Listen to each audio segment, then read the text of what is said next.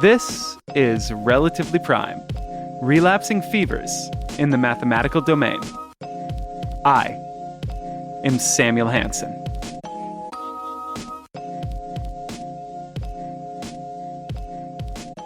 Most months here at Relatively Prime, I bring to you the story of some work being done by a mathematician who I talk to for the very first time when I interview them. Today I'm going to try something different. Sure, I'm still going to be sharing with you the story of some work that was done by a mathematician. But this is definitely not the first time that we talked. In fact, I used to share an office with this mathematician while I was at grad school at the University of Nevada, Las Vegas. This interview was conducted a while ago, back in 2016 in Seattle during the joint mathematics meetings. And I'm going to cop to sitting on it because really, to me, it felt a little biased and weird to be focusing so closely on the work of a person who I've had over to my apartment for dinner parties plenty of times. But then I realized I was being unfair. Unfair to my friend who agreed to sit down and give me their time for an interview for one, but mostly, I was being unfair to y'all for not telling you a story that starts off fascinating and then ends up just a little bit frightening. Not too much, just a little bit. And it has a stop for bears right in the middle. And I definitely don't want to be unfair to y'all. So instead, let's hear what my friend has for us. 3 semesters, we were fellow grad students, and now I'm going to have Cody do something I always wanted him to do. I want Cody to spell his name. My name is spelled Codypalmer. And at the time that this recording was made, Cody was a PhD student at the University of Montana. In the couple of years that have passed, Cody has become a postdoctoral research scientist at the Institute for Disease Modeling. Given that title, you might not be surprised that while still in Montana, Cody did some work on a disease model.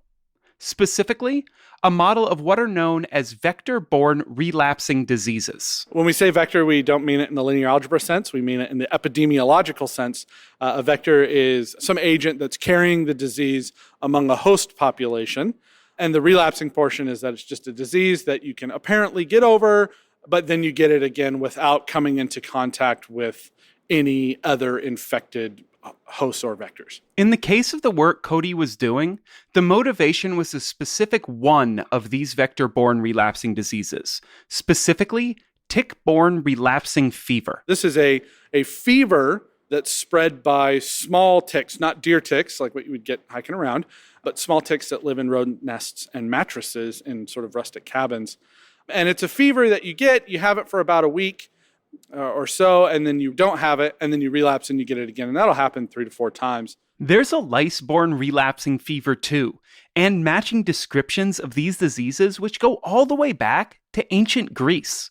So clearly, we've known about these relapsing fevers for quite a long time, which always makes me wonder, why now? Why are we studying this now?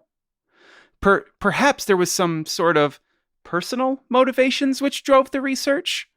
Now, I would usually be reluctant to ask most people who had just agreed to give me some time out of their very important lives to ask if a tick had once bit them and given them a relapsing fever, but Cody is a friend, so I didn't have any sort of reluctance in this case. What you guys can't see out there in podcast land is that Cody Palmer has this glorious, massively huge beard. So I'm wondering, since you look like you live in a rustic cabin, is there a very personal motivation for this, Cody?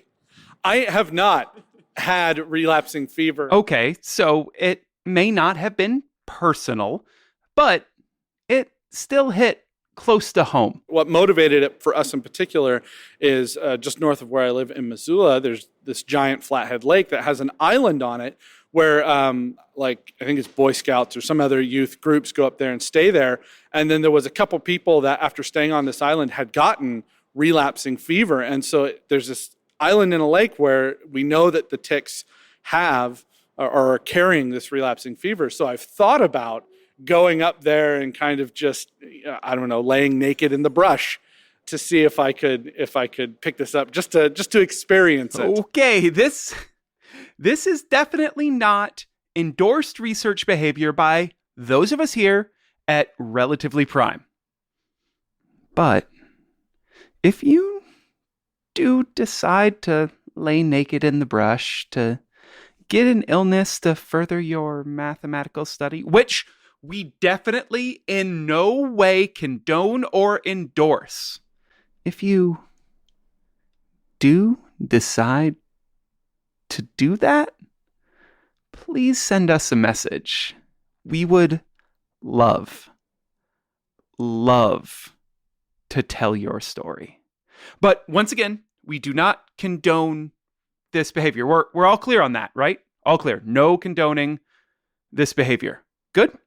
Okay, so moving on. This relapsing fever is a species of Borrelia bacteria. And there's something that is very interesting about the Borrelia bacteria species. But before Cody tells us what that is, I need to tell you about what are called antigenic structures. Now, these are structures that a host's immune system can use to identify and recognize things that it determines it needs to deal with. And then the immune system creates antibodies which bind to these antigenic structures. And that is where this interesting thing about Borrelia bacteria comes in. Borrelia is special because it can actually, over its reproductions, it can actually change its antigenic structures. So all of a sudden it becomes unrecognizable to the host's immune system. It's that mechanism, the changing antigenic structures of the Borrelia bacteria, that cause the relapse part of the relapsing fever. Now, as you all know, I am definitely not a biologist, and really I'm barely conversant in disease spread. But it is obvious that this is really interesting, and it definitely deserves greater study, which is why it was absolutely no surprise to me to learn that computational biologist Aaron Langeth from the University of Montana built a model of this disease. Before being able to properly study this model, though, Aaron ended up getting pulled away to do more work on a completely different model, one which dealt with the movement of bears through mountain ranges. Because, Montana. Don't let this turn your smile into a frown, though, because tick relapsing fever is clearly too interesting of a disease to let the model of it lay fallow for long. Which is why, to our good luck, my friend Cody was moved onto it and started trying to answer this question.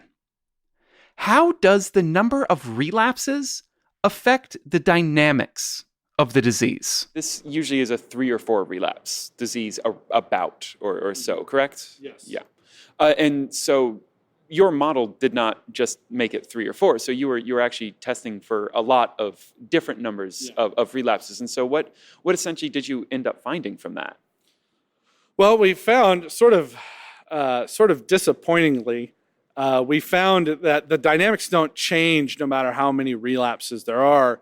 When I say they don't change, I mean in a broad qualitative sense, that really nothing super special starts happening as we add relapses. Although the one thing that we did note is that the disease, and maybe this is sort of common sense, or maybe not common sense, what you would expect to happen is that the more relapses that you add into a disease, sort of the more average number of infections you're going to get from a single infected individual. Okay. It is a bit of a letdown that changing the number of relapses doesn't seem to have much effect. But just because a result isn't fireworks worthy, that does not mean that the work to get to that result shouldn't merit a celebration in and of itself? Yeah, so it's worth mentioning, first of all, that while the analyses were standard, they were very difficult because we were dealing with an arbitrary number of equations. So this involved, like a lot of the computations that we did, involved taking an inverse of a matrix of arbitrary size and then multiplying together matrices of arbitrary size and then finding an eigenvalue of a matrix of arbitrary size, and then proving that 0 was an eigenvalue for a matrix of arbitrary size, and it was simple. So it was a lot of sort of very difficult calculations to do. Plus, they did show that the number of relapses does have an effect on the average number of infections caused by a single infected individual, a rate usually referred to in disease models as R0. And remember R0, it's going to come up again and soon.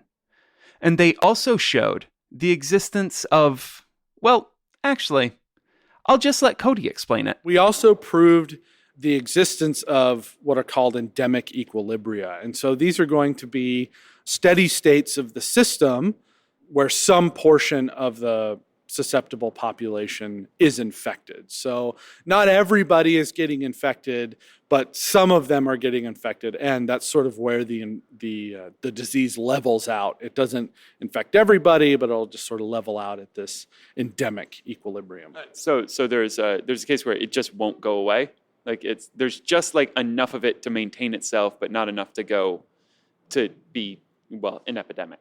Yeah, and one of the things that we managed to show is that when this R0 parameter is larger than 1, we have these endemic equilibria where the disease will persist in the population for as long as the population exists. Well, that's both cool and terrifying.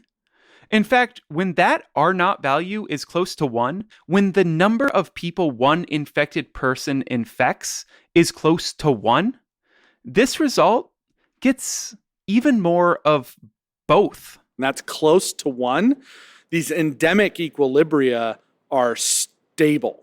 And so what'll happen is that if there's a little bit of the disease in the population, instead of it dying out, it will actually tend towards these endemic equilibriums. So depending on what the value of R0 is in your population, it could be, if you get it even in just one individual in the population, it's going to turn endemic, that it's always going to be there. Great. One infected person means that this disease could stick around forever.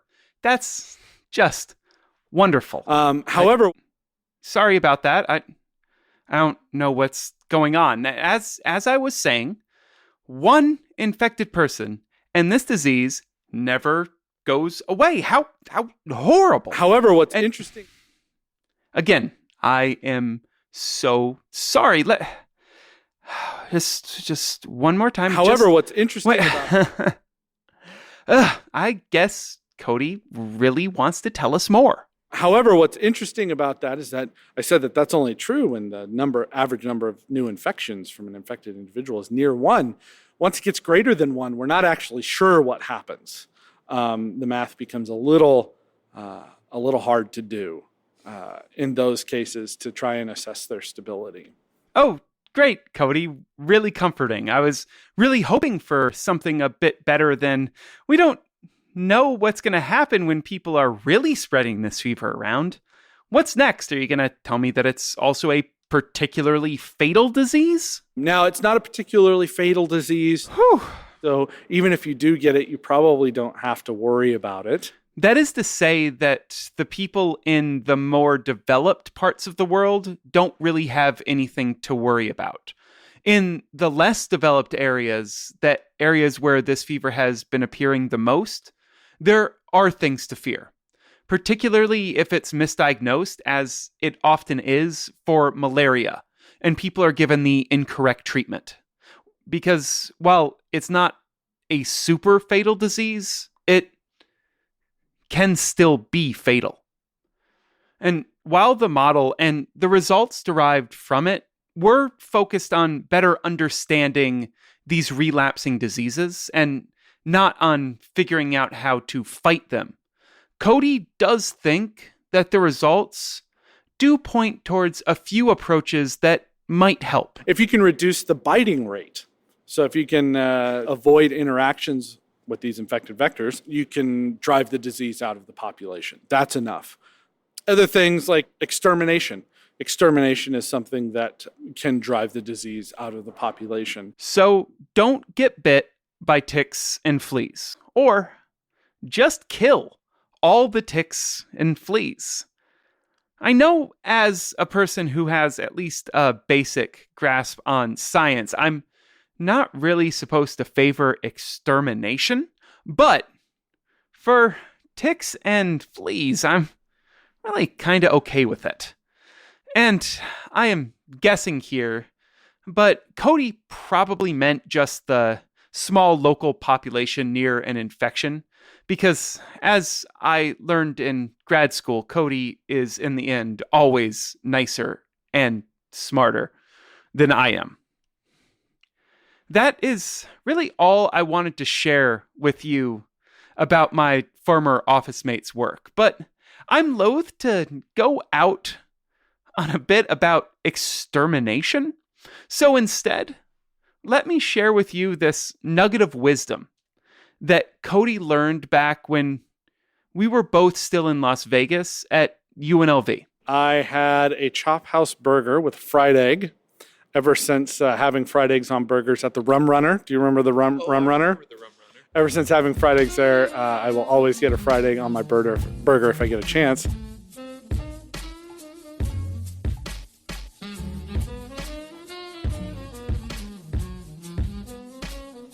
And that is all the time that we have for this episode of Relatively Prime. I want to thank my old office mate, Cody Palmer, for agreeing to be interviewed and for all the help that Cody gave me getting Relatively Prime off the ground. I am not kidding here. Cody helped shoot the first Kickstarter video that we used to get the first season of Relatively Prime funded. So all of the thanks to Cody and a lot of apologies for all the annoying things that I did when we shared an office. I also want to thank the AMS and the MAA for the joint mathematics meetings where this was recorded, as well as Seattle for having the largest density of specialty coffee shops I have ever witnessed in a city. Finally, I want to thank all of my patrons on Patreon. Without y'all, this show would not and could not exist. Thank you from the bottom of my heart. If you want to join them in supporting the show, head over to patreon.com/relprime or relprime.com/support. And speaking of relprime.com, if you head over there, you can find out more information about this show, as well as find a link to subscribe to it. And if you want to get in touch with me, Samuel Hansen, your host and producer, you can send me an email, samuel@acmescience.com. The music in this episode is from Lowercase N, who you can find over at lowercasen.bandcamp.com. Finally, Relatively Prime is created under Creative Commons Attribution Share Alike license, so please go make a dubstep mix with Cody saying extermination on the drop. Just make sure that you say that you got that awesome clip from Relatively Prime. Thank you all so much for listening, and as always, have a matherific week. Bye, y'all.